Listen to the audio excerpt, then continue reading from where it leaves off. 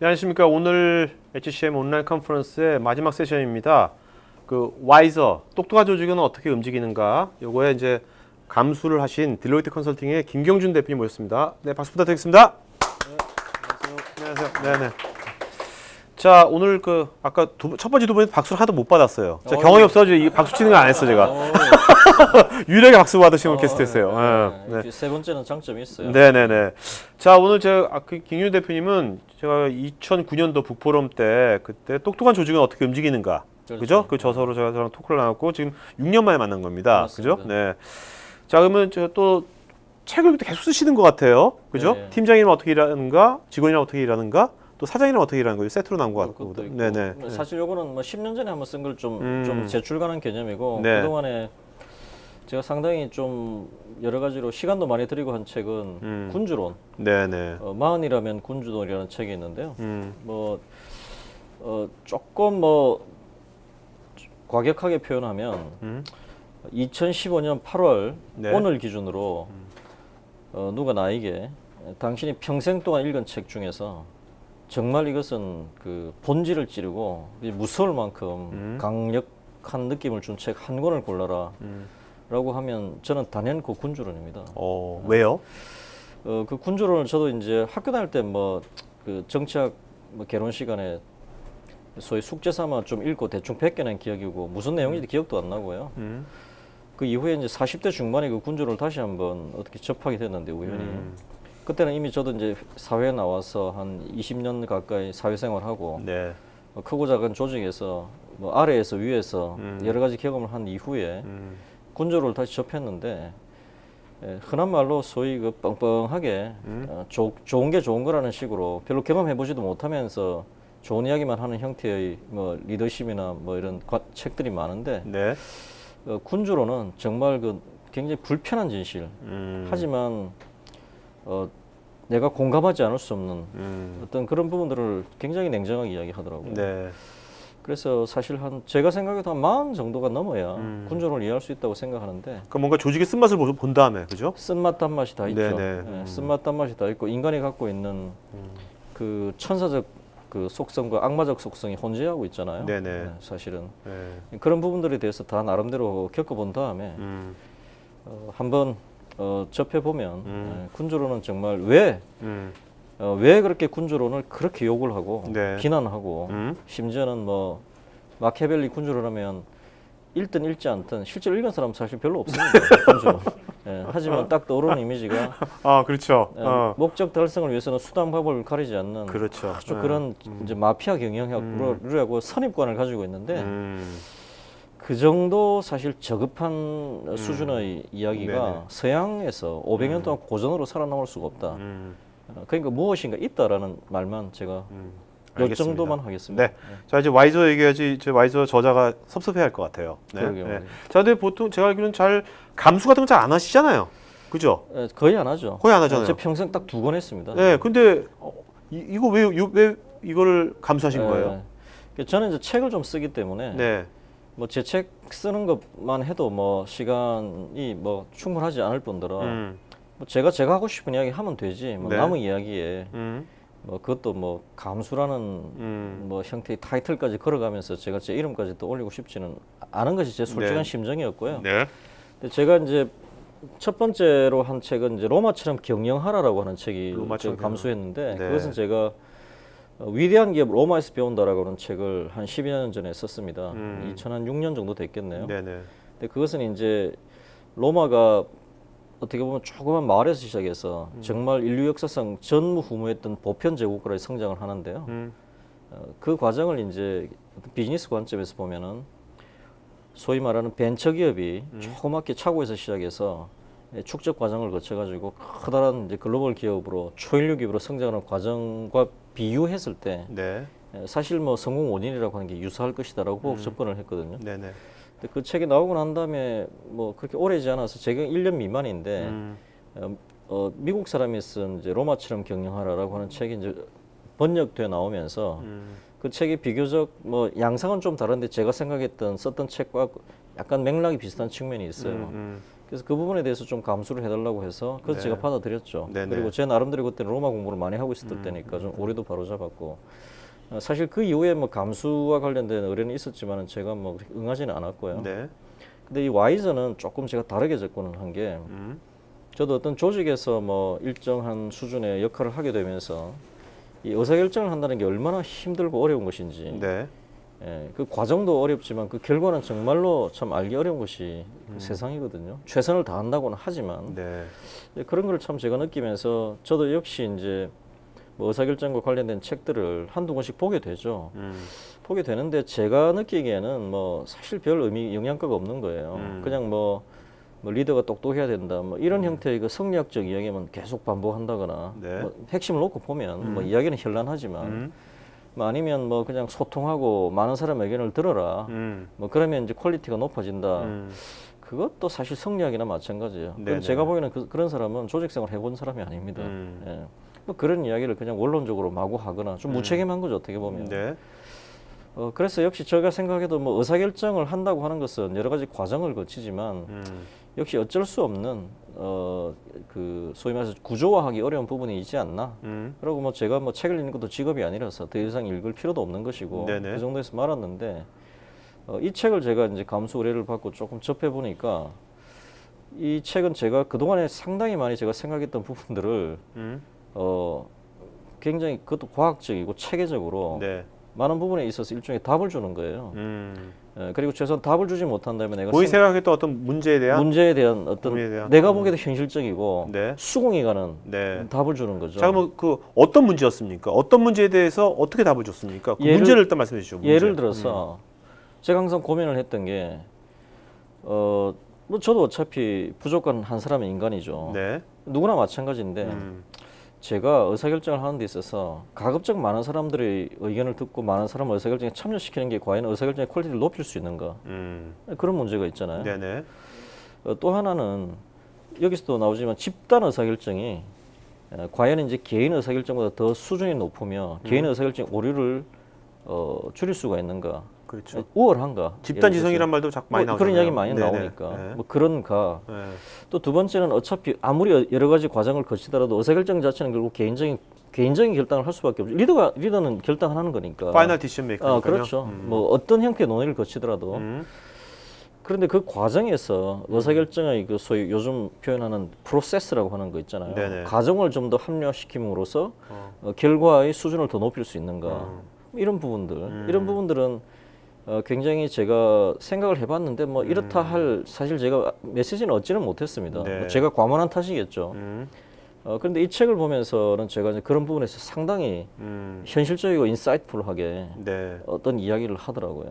그게 저는 굉장히 와닿았고 나아가서는 제가 뭐 하나만 제 나름대로 좀 터득해서 좀 적용하고 있었던 방법들이 몇 개가 있습니다. 네네.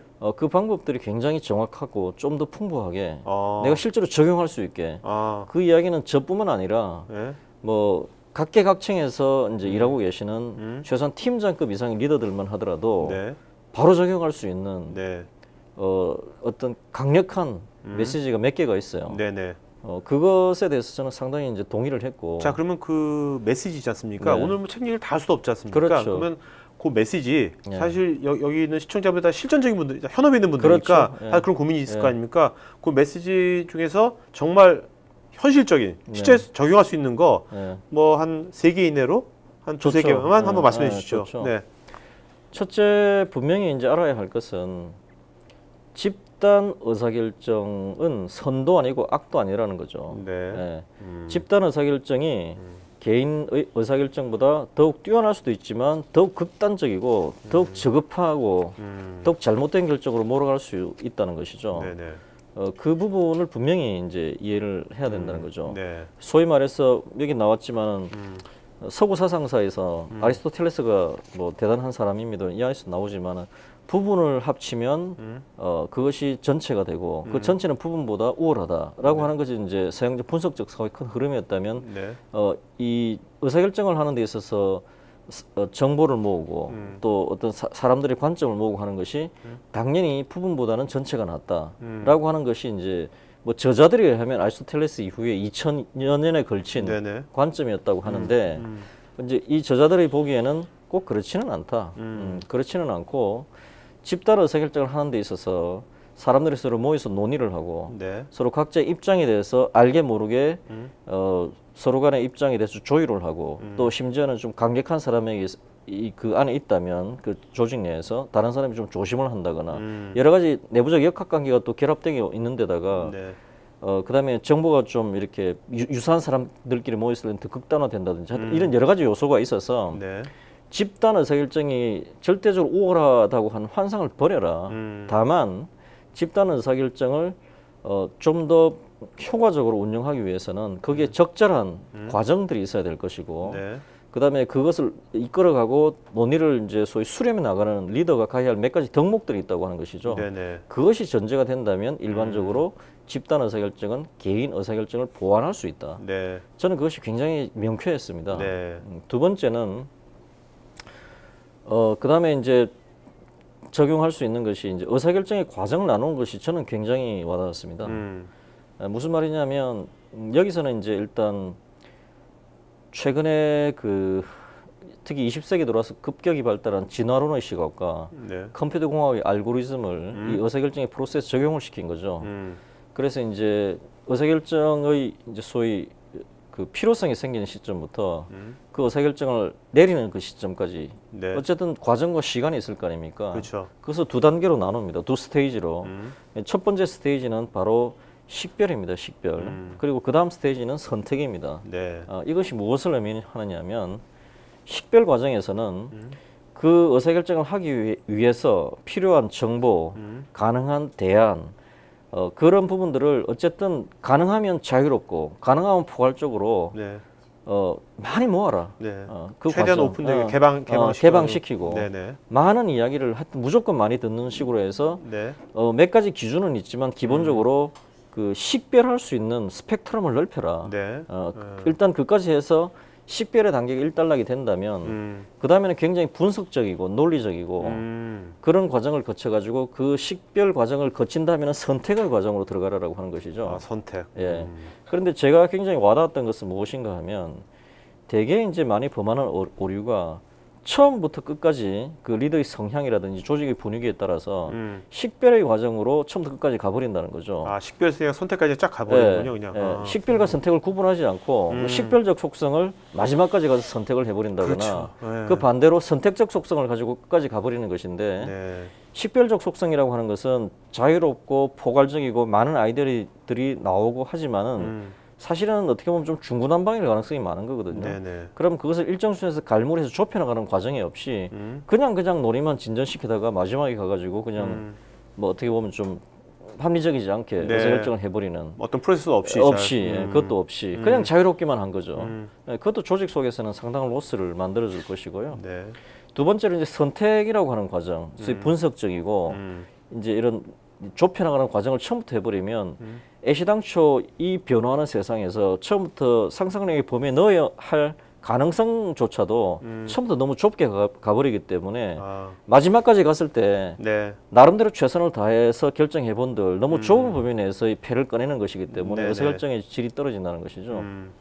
그래서 저는 그 어떤 의사결정을 할 때 식별의 과정과 선택의 과정으로 나누어서 접근하라라고 하는 것이 저는 너무나 와닿았습니다. 네네. 그리고 현실적으로 자기가 적용할 수 있는 겁니다.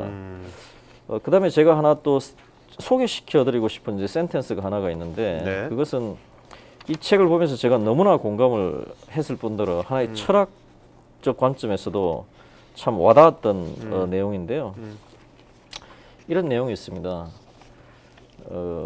소위 미국 판사 러니드 핸드라고 하는 사람이 네. 말했다고 합니다. 저도 뭐 이분은 처음 들어봤는데요. 자유의 정신이란 무엇인가? 자유의 정신이란 스스로 옳다고 확신하지 못하는 정신이다. 라는 것이죠. 스스로 옳다고 확신하지 못하는 네. 정신이다. 내가 뭐 어떻게 내가 내 나름대로 소신이 있고 생각이 있다 하더라도 네. 내가 틀릴 수 있다는 오류의 가능성을 아. 열어두는 것이다. 아, 네. 라는 것이죠. 사실 내 자신이 확실하게 옳다라고 물론 그것이 일정 수준 뭐 어느 정도 시점에서 그런 것이 필요하겠죠. 네. 하지만 의사결정이라고 하는 그 과정에 대입을 시켜놓고 보면 의사결정을 한 이후에는 최선을 다해서 그 길로 끌어가는 것이 네네. 맞겠지만 의사결정하기 이전까지는 과연 내가 옳은가? 네. 라는 부분에서 끊임없이 자신에게도 반문할 수 있어야 된다고 하는 점이죠. 그런 점에서 저는 이 말이 굉장히 와닿았습니다. 네네. 네. 자 여기 보면 이제 똑똑한 조직은 어떻게 움직이는가 나왔지 않습니까? 그렇죠. 근데 뭐 와이저 아니라 아무래도 딜로이트 컨설팅 계시니까 예. 많은 기업들을 이제 뭐 컨설팅의 전략적인 것도 많이 사례를 많이 뭐 여러 하시지 가지, 않습니까? 예, 예. 그렇다면 그 대표님이 지금 경험한 데 중에서 아 정말 이 기업은 정말 똑똑한 조직인 것 같다. 현재 시점에서 물론 내연돼 후년되면 그게 알수 뭐 아닐 없죠. 수 뭐 알 수 예. 없지만 현재 시점에서 뭐 한 군데만 말씀해 주신다면 뭐 제가 뭐 회사 이름을 말하기는 어렵고요. 네. 예. 근데 이거는 있습니다. 초등학교 때 참 똑똑했던 애가 대학교 가서 만나보니까 아주 멍청해진 경우도 있고요. 네네. 중학교 때 참 멍청했는데 한 30 정도 만나 보니까 애가 완전히 바뀌어 있는 경우도 있습니다. 네네네. 모든 것은 변하거든요. 네, 그렇죠. 그래서 물론 그것은 이제 뭐 제가 그렇게 표현했습니다만은 사람이 성장하면서 지능이 발달하는 속도라는 게 있기 때문에 뭐 그런 측면도 있을 겁니다. 네. 하지만 또 20대 때 이미 생물학적 지능은 다 발달했는데 그때 뭐 똑똑했던 애가 한 20년 지나서 뭐 별로 그렇지 않은 경우도 있고 뭐 사람은 참 여러 가지가 있는 것이죠. 네. 그 왜 그럴까를 생각을 해보면 결국은 이제 갖고 있는 자질이 필요한 것이죠. 아무래도 갖고 있는 IQ라고 하는 것이 뭐 꼭 정확하지는 않지만 그래도 IQ 50하고 150은 다르니까요. 네네. 그다음에 그러한 형태의 기본적인 자질에다가 자기가 어떤 경험을 하느냐 그리고 어떤 태도로 사안을 받아들이냐가 5년, 10년, 20년 이제 쌓이면은 네. 소위 스마트니스가 달라지지 않습니까? 네네. 그런 면에서 이제 조직을 놓고 보면 사실 그런 질문은 저도 한 번씩 이제 뭐 그런 비슷한 질문을 저도 한번 반문을 해봤는데 뭐 똑똑한 조직 한마디로 말하면 결과적으로는 성과가 좋은 조직입니다. 네, 성과. 성과가 서스테이너블하게 지속 가능하게 네네. 좋은 조직은 똑똑하다고 보면 됩니다. 네. 즉 아무리 좀 형편없는 사람도 갑자기 부자가 될 수 있죠. 로또라고 하는 것은 있기 네네. 때문에. 하지만 일정 기간 어떤 자기 역량에서 자신의 어떤 그 입지를 확보를 하고 또 성과를 낸다고 하는 것은 좀 다른 차원에서 접근을 해야 되는 것이죠. 네네. 마찬가지로 이제 뭐 우리가 흔히 뭐 똑똑하다 하고면 뭐 구글이다, 뭐 애플이다, 뭐 제너럴 일렉트릭이다 이런 이야기를 흔히 합니다. 뭐 물론 저도 그것을 부인하고 싶지는 않습니다. 그런 측면이 있겠죠. 하지만 이 세상에 완전한 조직은 없고 네. 그런 조직도 들어가면 멍청한 구석이 당연히 있을 겁니다. 그렇겠죠. 하지만 큰 맥이 그래도 좀 스마트니스를 확보를 하느냐 마느냐 하는 것인데요. 저는 제가 보기에 뭐 우리나라 기업들도 뭐 그에 못지않다고 생각합니다. 뭐 사실 우리나라를 대표하는 기업들이 네. 뭐 그동안 또 안에서 보면 밖에서 보면 이런저런 문제는 또 있기 마련이지만 그래도 그동안에 지난 한 10년 내지 20년 동안 그 흐름을 따라오고 그 소위 산업의 변곡점을 따라온 걸 보면은 그것도 한 번도 아니고 두세 번씩 쭉 따라온 걸 보면은 비교적 그래도 그 안에서 네. 기본적인 의사결정을 할 수 있고 의사결정을 한 이후에 그것을 실천할 수 있는 힘이 있는 조직이 우리나라에도 많다라고 네. 저는 이야기하고 싶습니다. 자, 그 요즘 와서 많은 좀 화두가 좀 기업 문화란 말이 많이 나오거든요. 그렇죠. 네. 왜 대표님은 왜 요즘 와서 특히 왜 기업 문화란 말을 네. 이거 자꾸 부상이 되는지 예. 단순하게 뭐 마케팅 텀인지 아니면 네. 뭐 기업 문화라는 게 진짜 기업이 지속 가능하게 성장하게끔 꼭 필요한 건지 네. 좀 말씀해 주시죠. 그거 참 저도 생각을 한번 많이 해본 부분이에요. 네. 부분인데 저는 기본적으로 이렇게 생각을 합니다. 이 노동자와 전문가의 차이가 뭐냐 이거죠. 네. 노동자라고 하는 게 물론 뭐 여러 가지 의미가 있지만 그냥 육체 노동이라고 생각을 하죠. 뭐 네. 개념적으로. 그럼 전문가는 기본적으로 이제 정신적으로 어떤 지능을 활용해서 어떤 업무를 한다라고 놓고 봤을 때 저는 아주 심플하게 아주 간단하게 정의를 내리자면 성과를 시간으로 측정하면 노동자이고 성과를 결과로 측정하면 전문가다라고 생각합니다. 그 육체 노동의 특징은 기본적으로 그 성과가 시간에 비례한다고 하는 것이죠. 그렇죠. 예. 운전기사께서 1시간 운전을 더하면 일반적인 경우에 몇 킬로를 더 가는 것이고요. 그다음에 뭐 택배기사께서 길이 안 밀린다는 전제하에서 얼마를 그렇죠. 더하면 몇 개를 더 딜리버리 할 수 있을 것이고 또 뭐 어떤 건설 현장에서 뭐 어떤 네네. 뭐 일을 한다고 할 때 그렇죠. 이런 개념이죠. 네. 그다음에 이제 일반 공장에서 레이버들, 네. 뭐 자동차 라인의 레이버들 같은 경우는 그 라인 앞에서 이제 한 시간을 일일이 더하면 딱 나오지 않습니까? 예, 소위 말해서 그 액티비티, 몸의 움직임을 CCTV로 보고 있으면 일을 하고 있는지를 바로 알 수 있다라고 하는 것이죠. 그럼 전문가는 무엇인가? 전문가는 사실은 컴퓨터를 켜놓고 생각을 하고 하기 때문에 CCTV를 놓고 있어도 이것이 과연 일을 하고 일관적으로 생각하는 건지, 야동을 보는 건지, 야동을 보는 건지, 뭐 마누라 생각을 하는 건지, 네네. 예, 놀러 갈 계획을 짜고 있는 건지 알 수 없습니다. 네네. 그래서 전문가는 기본적으로 나는 열심히 일했다, 나는 밤을 샜다 이런 것은 무의미한 거예요. 변호사가 어떤 소송을 의뢰를 받았는데 네. 나는 한 달 동안 집에 안 가고 야전 침대 펴놓고 열심히 일했는데 하지만 소송은 져서 미안하다. 이야기가 되겠습니까? 그렇죠. 그건 자기가 열심히 한 것하고 그건 무관한 겁니다. 네네. 예, 한 시간을 해도 핵심을 찍어야 되는 것이고 집중을 해야 되는 것이죠. 이야기를 제가 왜 말씀을 드리냐면 제가 쭉 보니까 산업시대라고 하는 것, 산업시대라고 하는 것은 소위 우리가 흔히 교과서에서 배웠던 산업혁명의 핵심이라고 하는 게 무엇인가? 그것은 바로 동력을 만들어낸 것이죠. 네. 산업혁명 이전에도 소위 사람들이 모여서 작업하는 공간은 있었습니다. 소위 수공업자들이 모여서 뭘 만드는 것이죠.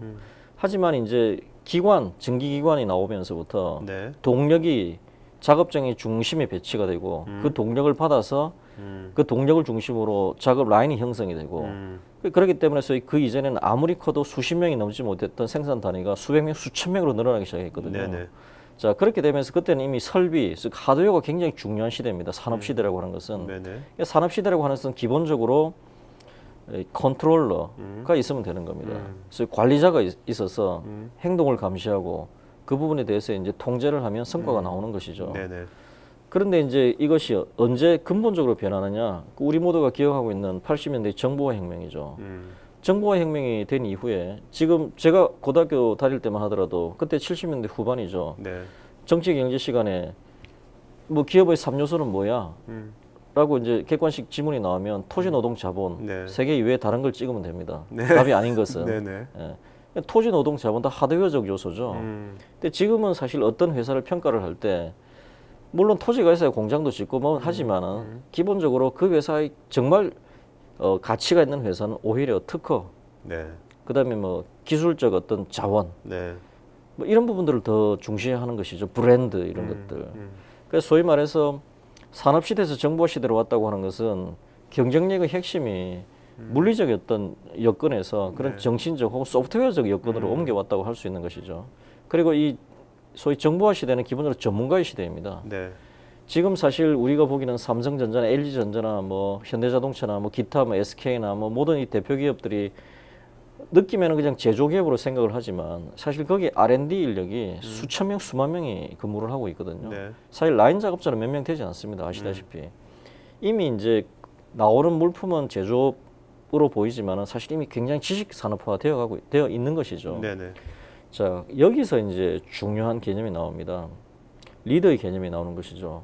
과거처럼 뭐 관리자라든지 이런 뭐 개념이 아니라 리더가 뭐냐, 문화가 뭐냐 하는 개념이 바로 그 접점에서 나오는 것이죠. 소위 말해서 사람들이 행동하는 그 동선을 움직일 때는 규율을 만들고 규율을 따르지 않으면 벌을 주고 그렇죠. 잘 따르면 상을 주면 충분했습니다만은 이제 각자 앉아서 컴퓨터를 보고 생각을 하고 아이디어를 내고 이렇게 해야 되는 상태에서 무의미해진 것이죠. 네. 그렇게 되면 무엇을 해야 되느냐? 그 사람들이 모티베이션 되고 나름대로 그런 분위기에서 일을 할 수 있는 형태의 문화적 요소들, 굉장히 고급스러운 문화. 그러니까 통제라는 것이 아니라 통제라는 것이 아니죠. 반대로 네, 반대 개념을. 물론 규율은 있어야 하지만 네. 그 사람들이 그런 분위기에서 굉장히 크리에이티브하면서도 네. 굉장히 엄정하게 일을 할 수 있는 그런 규율과 분위기를 만들어야 된다는 것. 그것이 바로 문화인 것이죠. 그리고 그래서 리더라고 하는 개념이 나오는 것이죠. 리더라고 하는 것은 결국 사람들을 이끌어 간다고 하는 점. 그 리더십이라고 하는 점이 네. 문화와 제가 보기에는 동질의 양면에서 굉장히 강조되고 있는 것 같고요. 이것은 앞으로 이제 이 경제가 발달하는 방향이 더더욱 소프트웨어가 중요해지고 네. 소위 크리에이티브, 이제 창조할 수 있는 힘 이런 부분들이 굉장히 중요해지기 때문에 앞으로 더 중요해질 것 같습니다. 네. 자, 그리고 좀 요즘 이제 굉장히 우리가 그때 만났을 때하고는 6년 전 지금 굉장히 또 많이 또 변했잖아요. 많이 변했죠. 예. 지금 그 기업, 법인, 기업의 속성이랄까요? 기업은 지금 어떻게 지금 진화가 될 것 같습니까? 지금 앞으로 기업이란 요새 뭐 사람이 없고 기업이다 이런 말도 있고 뭐 굉장히 막 그러는데 기업이라는 속성은 어떻게 갈 것 같습니까? 사실 기업이라는 게 나온 것도 몇백 년밖에 안 됐잖아요, 지금요. 그렇죠. 네네. 그 부분은 뭐 그렇죠. 이제 기업의 개념, 주식회사의 개념이 나온 게 한 400년 됐고요. 네, 그렇죠. 근데 그 이전에 사실 이제 경영의 개념은 더 오래 있을 수 있죠. 왜냐하면 피라미드를 만들고 만리장성을 쌓고 네네. 뭐 이런 것들은 다 또 어느 정도 경영을 해야 그렇죠. 자원을 조달하고 관리하고 했기 때문에 그 뭐 또 시장은 또 수천 년부터 존재했었고 뭐 오래됐습니다만은 제가 보기에 그 부분은 정말 우리나라 모든 기업에게도 엄청난 화두일 텐데 크게 놓고 보면 흐름이 아까 말씀드린 대로 몇 가지 흐름인데 하나는 정말 이제는 하드웨어적 요소의 경쟁이 아니라 소프트웨어적 요소의 경쟁으로 기본적인 그 경쟁의 구도가 변했다.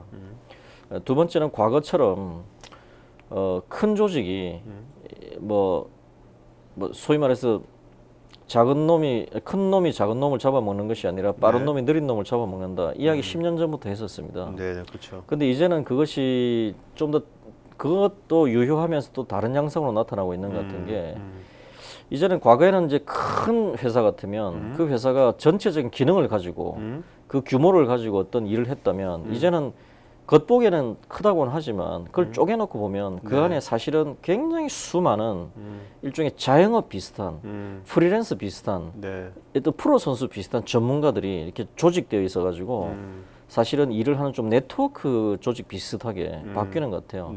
하이라키가 그렇게 강한 것 같지도 않고 그래서 이제 전문가 입장에서는 진짜 이제 전문가는 과거처럼 뭐 20, 30년 전만 하더라도 나는 뭐 이 정도 공부했고 이 정도 캐리어를 쌓았으니까 이 정도 회사 들어가서 나는 20년 다닌다, 30년 다닌다. 뭐 이런 형태의 개념. 또 직업을 바꾼다 하더라도 뭐 한두 번 바꾼다고 한다면 이제는 그게 아니라 내가 갖고 있는 역량을 소위 말해서 사주는 곳, 가치를 인정해 주는 곳에서 나는 일한다는 쪽으로 직업관도 많이 바뀌고 있는 데다가 또 하나는 제너럴 일렉트릭 정도의 큰 회사들도요. 이제는 그 정도 회사면 모든 걸 다 할 수 있을 것 같은데 그렇지도 않은 것이죠. 예, 새로운 아이디어를 접목시켜보고 마켓을 태핑해보고 이런 부분들도 규모가 크지만은 그 모든 걸 할 수가 없기 때문에 오히려 조그만 벤처들하고 협업하는 구조를 끊임없이 만들어내갑니다. 대표적인 게 얼마 전에 이제 보니까 GE가 소위 크라우드 펀딩으로 불과 우리 돈으로 한 100만 달러 정도를 조달을 하더라고요. GE가요? GE가.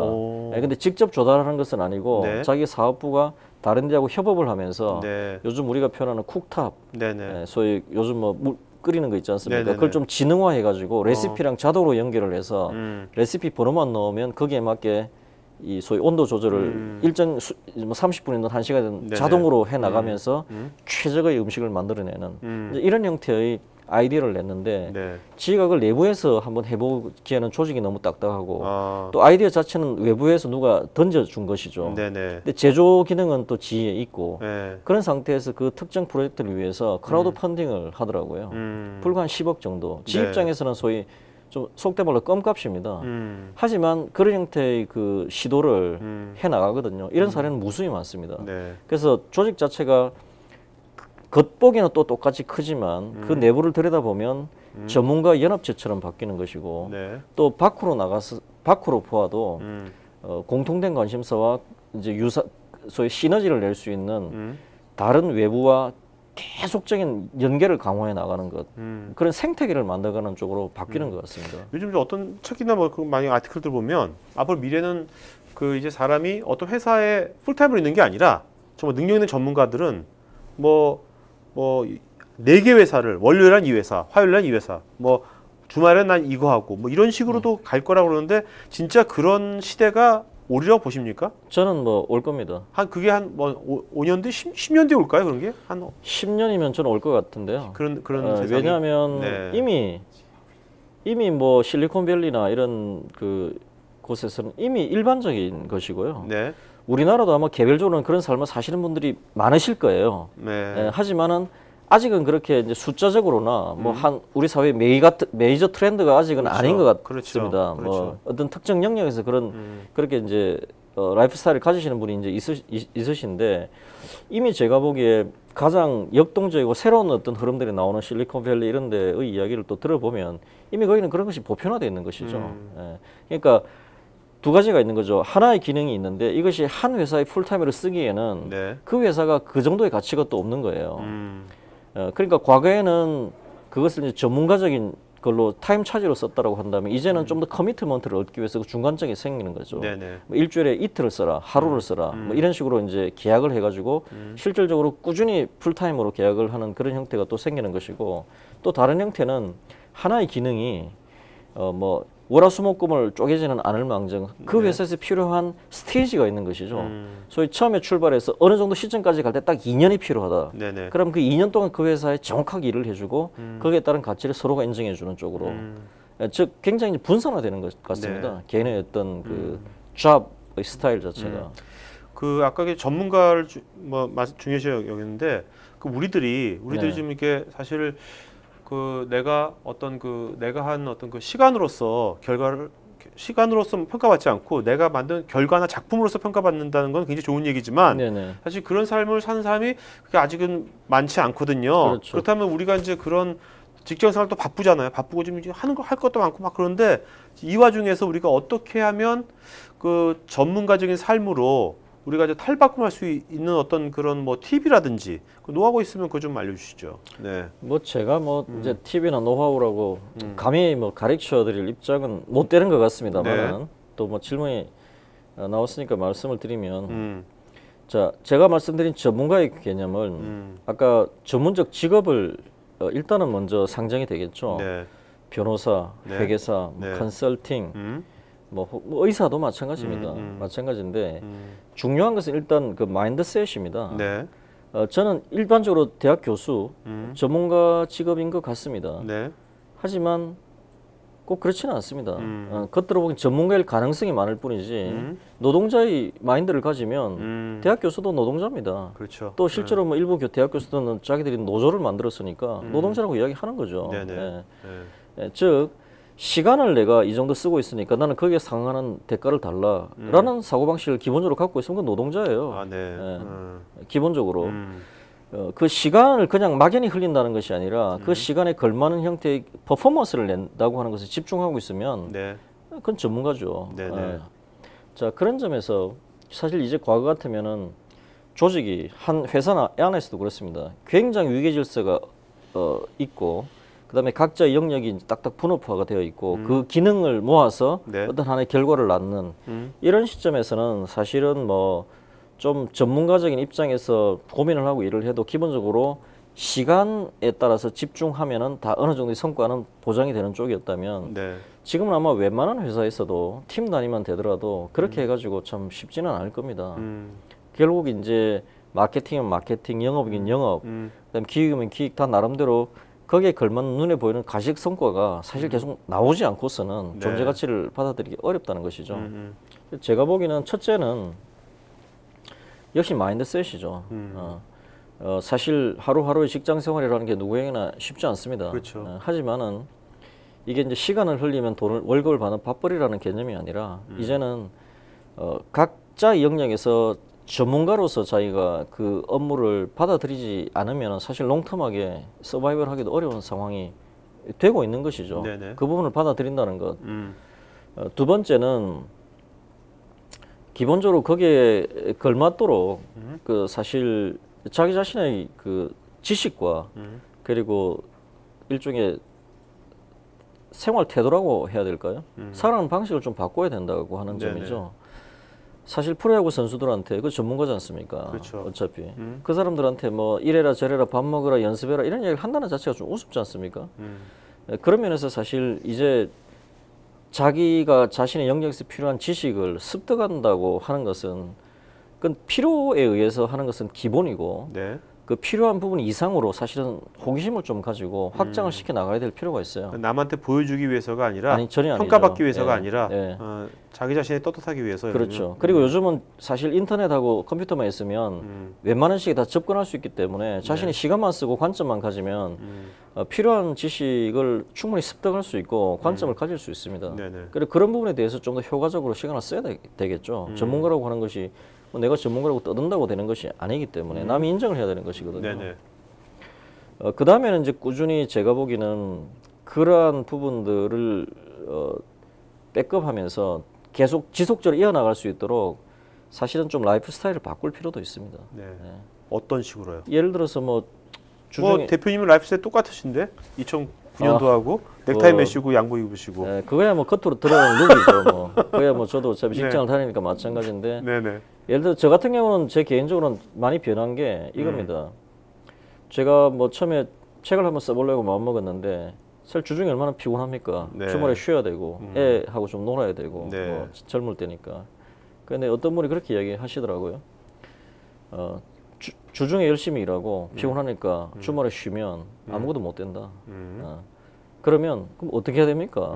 그럼 뭐 주중에 뭐 열심히 일하고 주말에 뭐 또 뭐 딴 걸 해야 되느냐? 나는 체력도 안 되고 난 그렇게 살 수도 없고 그렇게 살고 싶지도 않다. 네네. 뭐 그렇게 이야기했더니 뭐 그렇게 극단적으로 갈 거 없이 주말 이틀 중에 하루 정도는 굉장히 집중해서 뭘 한다고 생각을 하고 살아라. 아 주말.